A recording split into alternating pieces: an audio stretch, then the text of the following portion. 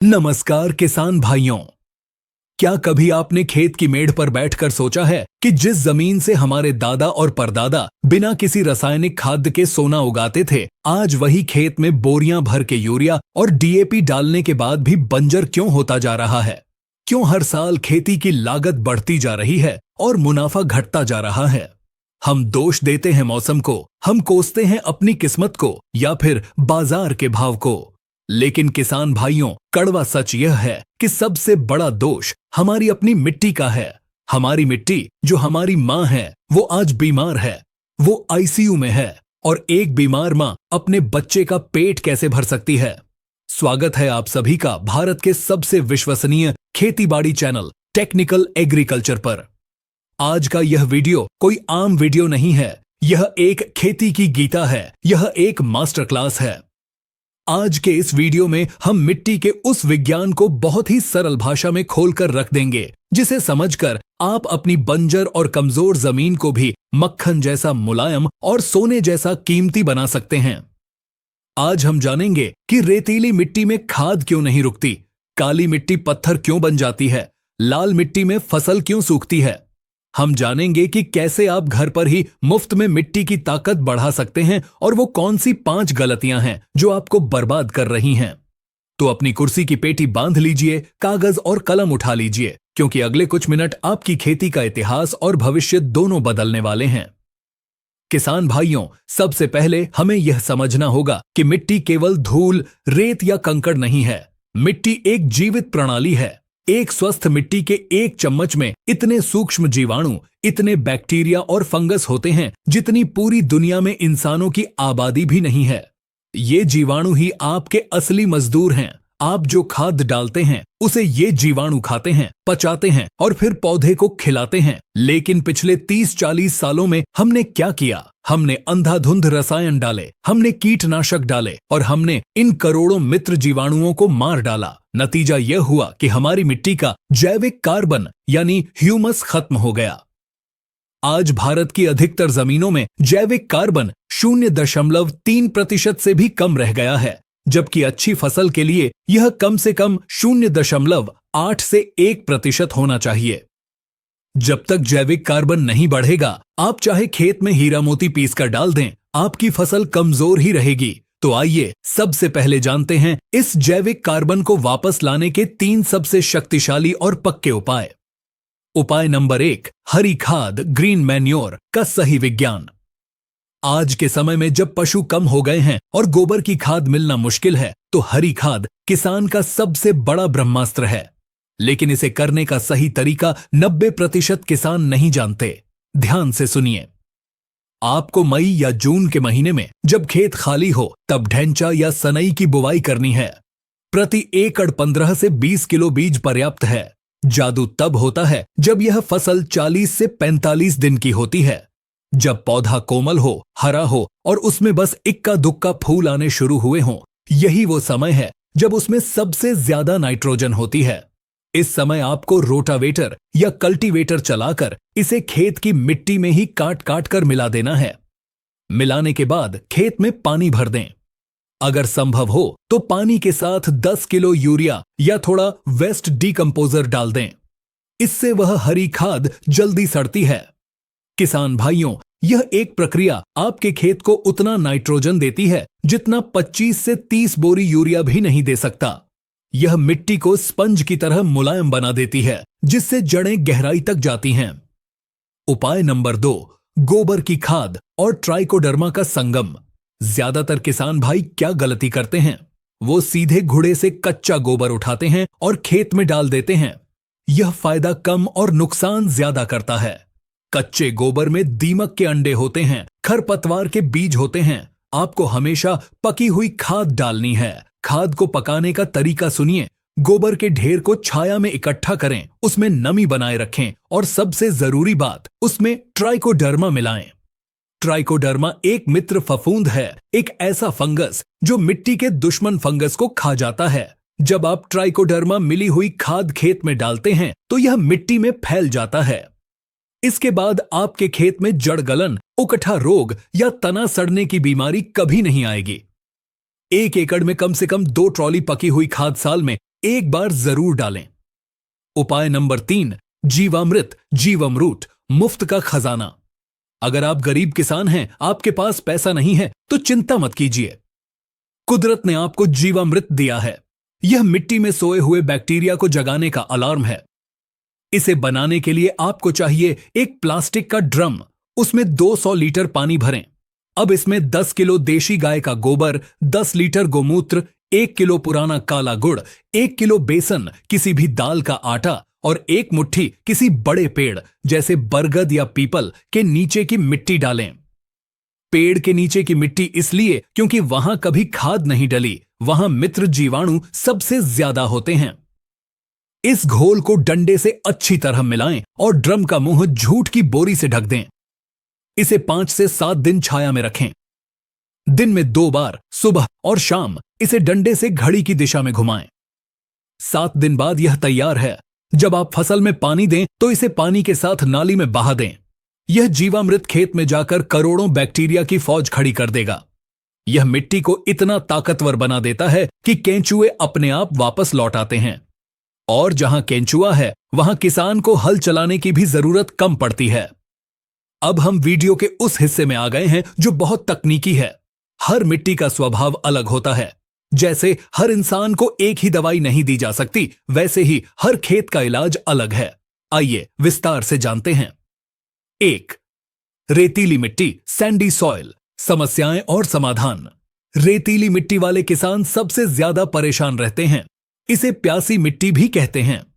समस्या, इसके कण बहुत बड़े होते हैं, इसलिए यह पानी को रोक नहीं पाती। आप अभी पानी देंगे, 2 घंटे बाद खेत सूखा। आप यूरिया डालेंगे, वो पानी के साथ बहकर पाताल में चला जाएगा, पौधे को कम मिलेगा। पोषक तत्वों की कमी, रेतीली मिट्टी में सल्फर, गंधक, मैग्नीशियम और पोटाश की भारी कमी होती है। समाधान और इलाज, सबसे पहले इस मिट्टी में तालाब की मिट्टी या चिकनी मिट्टी डलवाएं। यह मिट्टी के कणों को बांधेगी। रेतीली मिट्टी में रासायनिक खाद कभी भी एक बार में न डालें। अगर आपको 1 बोरी यूरिया डालना है तो उसे 4 बार में थोड़ा थोड़ा करके डालें। इसे स्प्लिट एप्लीकेशन कहते हैं। सिंचाई बार बार लेकिन हल्की करें। स्प्रिंकलर या फव्वारा सिंचाई इस मिट्टी के लिए वरदान है। इस मिट्टी में ह्यूमिक एसिड का प्रयोग जरूर करें। यह जड़ों का विकास करता है और खाद को पकड़कर रखता है। 2. चिकनी या काली मिट्टी, क्ले ब्लैक सॉइल, समस्याएं और समाधान। चिकनी या काली मिट्टी बहुत उपजाऊ होने के बावजूद कई गंभीर समस्याएं पैदा करती हैं। इस मिट्टी में पानी का निकास ठीक से नहीं हो पाता, जिससे अधिक नमी होने पर फसलों की जड़ें ऑक्सीजन के अभाव में घुटने लगती हैं और सड़ने लगती हैं। सूखने पर यह मिट्टी बहुत सख्त हो जाती है और दरारें पड़ जाती हैं, जिससे जड़ों का फैलाव रुक जाता है। हवा का संचार कम होने और मिट्टी का पीएच प्रायः क्षारीय होने के कारण जिंक और आयरन जैसे सूक्ष्म पोषक तत्व मिट्टी में मौजूद होते हुए भी पौधों को उपलब्ध नहीं हो पाते। इन समस्याओं के समाधान के लिए खेत में उचित जल निकासी हेतु नालियों या रिज फरो पद्धति का प्रयोग करना चाहिए। गर्मियों में 2 से 3 वर्ष में एक बार गहरी जुताई करने से मिट्टी की सख्त परत टूटती है और वायु संचार सुधरता है। मिट्टी की संरचना सुधारने के लिए मिट्टी परीक्षण के आधार पर प्रति एकड़ लगभग 4 से 5 क्विंटल जिप्सम डालना लाभकारी होता है। साथ ही 8 से 10 टन गोबर की खाद, वर्मी कंपोस्ट या हरी खाद मिलाने से मिट्टी भुरभुरी बनती है। जिंक की कमी होने पर जिंक सल्फेट तथा आयरन की कमी में पत्तियों पर छिड़काव करके काली मिट्टी की इन कमियों को प्रभावी रूप से सुधारा जा सकता है। 3. लाल मिट्टी, रेड सॉइल, समस्याएं और समाधान। यह मिट्टी अक्सर पथरीले या पठारी इलाकों में मिलती है। समस्या, इसका लाल रंग आयरन ऑक्साइड के कारण होता है। इस मिट्टी की सबसे बड़ी समस्या है फास्फोरस का फिक्सेशन, यानी आप डीएपी की बोरी डालते हैं लेकिन मिट्टी में मौजूद लोहा उस फास्फोरस को जकड़ लेता है और पौधे को देने से मना कर देता है। पोषक तत्वों की कमी, फास्फोरस, जिंक और बोरॉन की कमी। समाधान और इलाज, लाल मिट्टी वाले किसान भाई बुवाई के समय पीएसबी कल्चर का प्रयोग जरूर करें। यह एक बैक्टीरिया है जो मिट्टी में जमे हुए फास्फोरस को घोलकर पौधे को देता है। बीज को इससे उपचारित करें। इस मिट्टी में नमी बहुत जल्दी उड़ती है, इसलिए मल्चिंग यानी जमीन को ढककर रखना बहुत जरूरी है। 4. ऊसर या क्षारीय मिट्टी, अल्कलाइन सॉयल। समस्याएं और समाधान। यह वो मिट्टी है जिसका पीएच मान 8 या 8.5 से ऊपर चला गया है। कई बार खेत में सफेद परत रेह जम जाती है। समस्या, इस मिट्टी में सोडियम की मात्रा बहुत ज्यादा होती है। इसमें बीज का जमाव ही नहीं होता, पौधा पीला पड़कर मर जाता है। समाधान और इलाज। इसका एक ही पक्का इलाज है, जिप्सम और हरी खाद। जिप्सम मिट्टी के सोडियम को काटता है और हरी खाद मिट्टी में कार्बन बढ़ाती है। ऊसर सुधार के लिए प्रेस मड, चीनी मिल की मैली का उपयोग भी बहुत शानदार परिणाम देता है। ऐसी मिट्टी में जिंक सल्फेट का प्रयोग सामान्य मिट्टी से दुगुना करना पड़ता है। किसान भाइयों, आपका पौधा आपसे बात करता है। उसके पत्तों का रंग बदलना कोई जादू नहीं, बल्कि भूख की निशानी है। अगर आप सही समय पर सही तत्व नहीं देंगे तो पैदावार घटेगी। आइए पहचानते हैं। Nitrogen N। अगर पौधे की निचली पुरानी पत्तियां पीली पड़ने लगें और पौधा बौना रह जाए तो यह नाइट्रोजन की कमी है। यूरिया दें। Phosphorus P। अगर पत्तों का रंग गहरा हरा, नीला या बैंगनी पर्पल हो जाए और जड़ें न बढ़े तो फास्फोरस की भूख है। DAP बुवाई के समय जड़ें के पास दें। Potash K। अगर पत्तियों के किनारे ऐसे जल जाएं जैसे किसी ने माचिस लगा दी हो तो यह पोटाश की कमी है। पोटाश दाने को चमकीला और वजनदार बनाता है। Zinc ZN। यह बहुत महत्वपूर्ण है। अगर नई निकलने वाली पत्तियों पर जंग जैसे भूरे धब्बे हों या धान के खेत में खैरा रोग लगे तो यह जिंक की कमी है। जिंक सल्फेट डालें, लेकिन ध्यान रहे इसे कभी भी DAP के साथ मिलाकर न डालें। Sulphur S। अगर आप तिलहन, सरसों, सोयाबीन उगाते हैं और तेल कम निकल रहा है तो सल्फर की कमी है। सल्फर नई पत्तियों को पीला होने से बचाता है। यह मिट्टी के पीएच को भी कम करता है। बोरॉन बियाज B। अगर आपके फल जैसे टमाटर, तरबूज फट रहे हैं, फूल झड़ रहे हैं या तना अंदर से खोखला है तो बोरॉन की कमी है। इसकी बहुत कम मात्रा चाहिए, लेकिन यह फल की क्वालिटी के लिए सबसे जरूरी है। Iron Fe। अगर बिल्कुल नई कोमल पत्तियां एकदम सफेद या पीली निकल रही हैं तो लोहे की कमी है। इस पर फेरस सल्फेट का छिड़काव करें। वीडियो के अंत की ओर बढ़ते हुए मैं आपको उन गलतियों के बारे में सावधान करना चाहता हूं जो हम अनजाने में करते हैं और अपनी ही जमीन को बर्बाद कर लेते हैं। गलती नंबर 1, फसल अवशेषों को जलाना, पैरेलल बर्निंग। किसान भाइयों, हाथ जोड़कर विनती है, पराली या डंठल को आग न लगाएं। जब आप खेत में आग लगाते हैं तो मिट्टी की ऊपरी सतह पर मौजूद सारे मित्र कीट, केंचुए और बैक्टीरिया जलकर राख हो जाते हैं। आपने अपनी ही सेना को मार दिया। इसे वेस्ट डीकंपोजर से सड़ाएं, जलाएं नहीं। गलती नंबर 2, बिना जांच के खाद डालना। बीमार होने पर हम डॉक्टर को खून की जांच कराते हैं, वैसे ही खाद डालने से पहले मृदा स्वास्थ्य कार्ड, सॉइल हेल्थ कार्ड जरूर बनवाएं। हो सकता है आपके खेत में पोटाश पहले से ही बहुत हो और आप बेकार में पोटाश डालकर पैसा बर्बाद कर रहे हों। गलती नंबर 3, गलत रसायनों को मिलाना। जल्दी काम निपटाने के चक्कर में किसान अक्सर जिंक और DAP को एक साथ मिला देते हैं।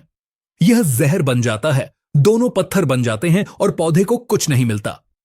हमेशा रसायनों की संगत, कंपैटिबिलिटी चेक करके ही मिलाएं। गलती नंबर 4, फसल चक्र, क्रॉप रोटेशन न अपनाना। लालच में आकर बार बार एक ही फसल न लें। धान गेहूं के चक्र को तोड़े। साल में एक बार दलहनी फसल दालें जरूर लगाएं। दाल की फसलें कुदरत की यूरिया फैक्ट्री हैं। ये जमीन को नाइट्रोजन देकर जाती है, लेकर नहीं।